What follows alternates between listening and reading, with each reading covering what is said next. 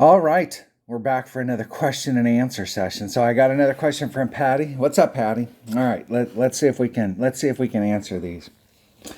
So question number one: does the end of the ball guide just need to be facing the hole? Yes, yes. And does it need to touch or be in the hole? And the answer there is maybe. So this is where we have to understand some of the stats that our or that our clubs have. So one of the stats that they have is ball guide. And ball guide can go to, I think the highest club in the game is probably, I think it's 4.6 or 4.7, somewhere in there, ball guide. So what that means is, here's where you're at. You hit the ball. There's bounce number one. That's where we hit. There's bounce number one. There's bounce number two. There's bounce number three. There's bounce number four. And then we got the seven. So, like, if you had a club that had 4.7 ball guide, this is how much of your trajectory you're going to see. You're going to see all the way down here to the very end. This is, why people love snipers, because they have great ball guide. And anytime you've got clubs like that have great ball guide, man, it's always good, because you can see there could be a little bit of fluctuation here depending on whether the shot that you're taking is downhill and it might roll out a little bit more than the ball guide's saying, or if the shot's uphill and it might stop a little bit faster than the ball guide's saying, just because of the terrain. And so that's how it can work. But if you've got really good ball guide and your cup is right here and you're setting the shot up, you're going to, and you'll see people do it, they're going to set their ball guide right to the cup. Now, let's say you're using a club that only has two ball guide. Well, all you're going to see of your shot is this. That's it. You're not going to see any of this stuff down here to the cup. So if your ball guide's not really good, you're going to aim. This is one of the reasons why I personally believe that for a lot of people that have lower level rookie accounts, it's really good for you to watch my stuff with my 77 account, because I've got great ball guide. And so you can look at where I'm setting it up and see how much spin I'm putting it on, and it'll help you be able to set your clubs up, because you're not getting all of this good stuff here where it's leading you right to the hole. Your ball guide's terminating right there. So if you had this club right here, and here was your cup, and you stopped right at the cup, well, guess what's going to happen? When you hit the ball, bounce number one's going to hit back here, bounce number two is going to hit right here, bounce number three is going to hit right, and then it's going to end up, you're going to be way long of the hole. Even if you hit the flagpole, it's going to be going so fast that it's going to bounce off of it. So when you first start playing, what you have to do is you have to use your mind's eye. So you got one bounce, you got two bounces, you got three bounces, you got four bounces, and then it flattens out. When you've got brand new clubs and you only have one bounce, and you have, let's say you had two, well, you're not seeing any of this. So if you put yourself right at the cup right here, you're going to be this long. It's going to go past it. And so what you have to do when you first start playing is you have to try and extrapolate how far this ball is going to roll out, because you're not seeing this ball guide. So you're going to have to, I suppose a better word would be guess. The more you play with your clubs, the more you will be able to get it right, where you'll be able to, there'll always be a little fluctuation, but you'll start to be able to anticipate that a little bit, because you've put this right here, right in the cup, and ended up long. So you need to set it up further back, and you'll start to get a feel for how far back to go. And obviously, as you get your clubs upgraded and you get better ball guide, you're going to get better and better and better, right? So I guess the answer on hole number one, does the end of the ball guide just need to be facing the cup? That is true. You want to be facing the cup. And does it need to touch or be in the hole? It just depends on your ball guide. So if you got really good ball guide, you're probably going to want to terminate pretty close to the hole. But if you've got really bad ball guide, you're going to have to anticipate how that ball is going to roll out. And that takes just practice and time out there playing with your clubs. How do you pull out the number of rings required? Are you just widening the area of the bullseye, or are you pulling back the bullseye towards yourself? You're pulling back the bullseye towards yourself. And if you don't have a grid, you can use the take shot down here. So the take shot's like this. It's got the little ball on it, and it comes across. And you can either use this flat edge, or you can use the top of the ball. And so if you had your ring set here, let's see if we can halfway draw. You got your ring set here, and here's 5 rings from the center. And you put, let's say you had a 5-mile-an-hour wind, and here's your take shot. You would put the top of the ball on the outside edge of the white ring, your 5th ring out, and then you would pull this to the top of the ball, and you would pull those 5 rings out. And you always pull it towards yourself. Now, the way that we normally do, and I'm not going to get too, I don't want to confuse you, but normally we pull the wind out. So what we do is we spin around so that the wind's blowing in this direction and we're facing in the same exact direction. It doesn't matter which direction the shot's in.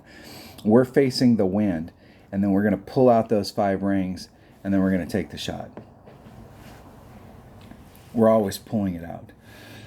There are some, I will say, for those of you, because I know I'm going to get comments out, there are some occasions where it's because of trees in our way or whatever, we may push the wind out, and it does feel a little bit weird if you do the wind ring method when you're pushing the wind out, but occasionally we will push the wind out. But right now, let's just focus on pulling. Always pull the wind out. Always pull it out. How do you set up for a headwind? So if I'm smart that day, and I'm going to tell you right now, I'm not always smart every day. If I'm smart that day, what I'm going to do on a headwind is, it depends on what I'm doing with my shot. So if we're doing a max overpower shot, you're going to go to the red line.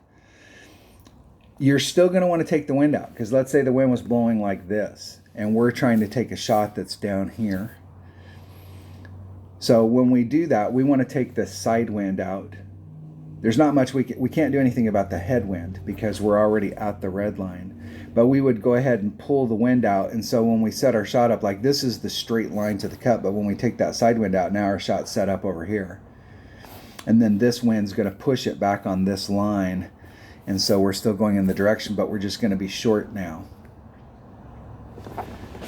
If you're doing an overpower shot against headwind, you know, you're up against the red line, you pull the wind out to take out the side wind, and you're taking the shot. If you're not going to do if your whole goal is not to do overpower, typically if I'm on my game that day and my brain is actually functioning properly, I look up here and I see that we've got a 4-mile-an-hour headwind. And when I do my math to see how much I have to pull out, how much wind I have to pull out, I will pull out to the red line. And so for most of my clubs, I know, it's 1 per ring or it's 1.5 per ring. And so if it was a 1 per ring club, I need to be 4 rings away from this red line in order to be able to pull the wind out. Otherwise, I'm going to end up not pulling the wind out, just pulling the side wind out. And so what I'll normally do on a headwind day, if I don't want to do any overpower, is I'll pull back from the red line enough so that I can work the wind out. And typically, I've been doing it for long enough that if I'm on my game, when I pull the wind out, I literally will pull it right back to the red line. I will leave myself just enough room to pull the wind out. So normally with headwind, if we're doing overpower, it doesn't really matter. We're just taking the side wind out. If we're not wanting to do overpower, pull back from the red line and give yourself an open space in front of your ball that will allow you to be able to pull that wind out without having to do any overpower. How do you set up a tailwind? Same thing. So like if your tailwind's a little bit easier because we can, if we want, use the wind.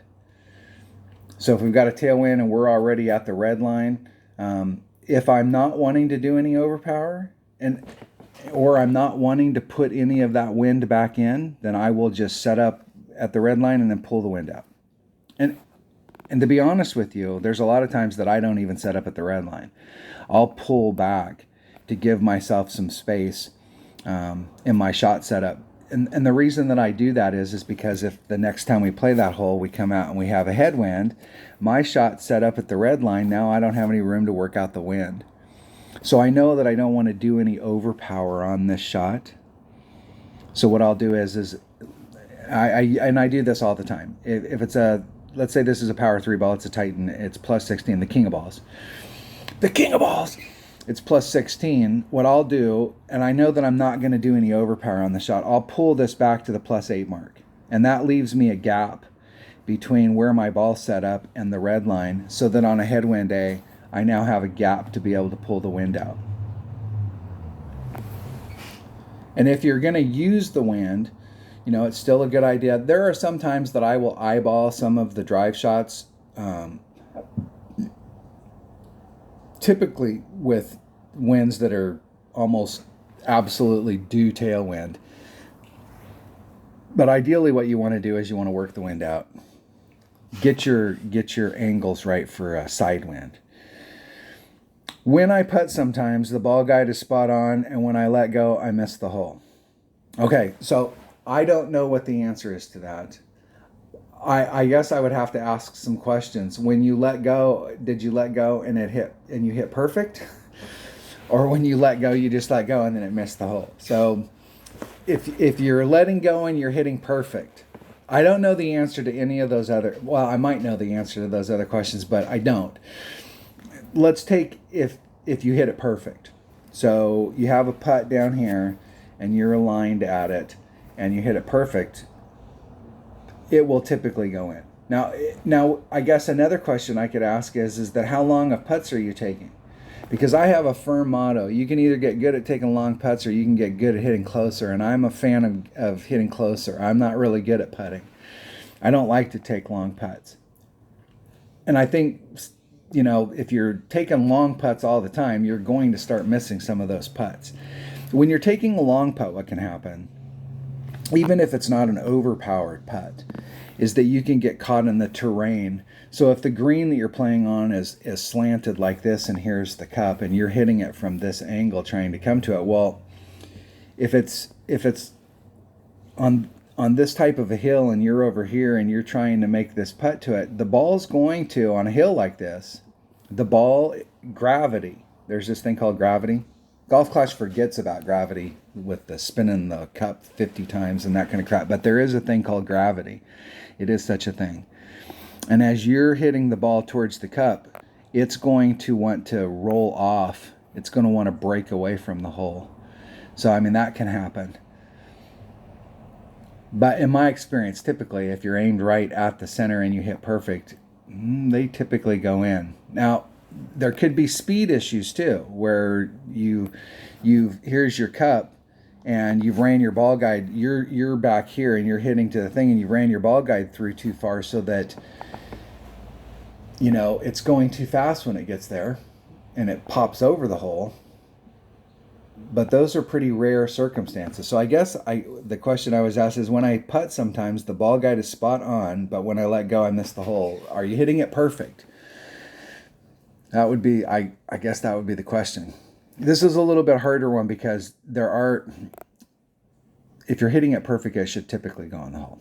That's all I got to say on that. All right, maybe that'll help. We'll keep the discussion up. Anybody else have any questions? Just let me know. Leave a comment, and I will see you on the next one. Thanks for being a subscriber. If you're not a subscriber, hit subscribe, hit the like button, ring the bell, and I will see you later.